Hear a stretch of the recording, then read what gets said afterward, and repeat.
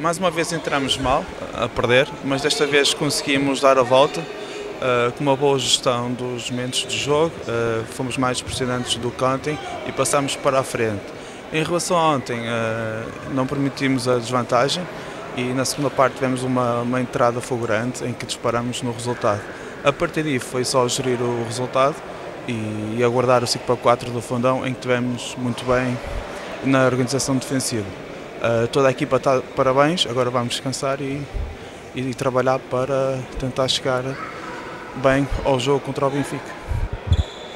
Mais um jogo muito bem disputado, a equipa do Braga hoje foi mais feliz, penso que conseguiu aproveitar bem os nossos erros e acumulámos muitos erros na primeira parte, entramos muito mal na segunda parte e quando assim é, dar os parabéns ao Braga, mesmo assim realçar a atitude da minha equipa, de todos os jogadores que do início ao fim lutaram, quiseram, mas hoje não fomos tão bons como ontem e portanto acabamos por sair derrotados.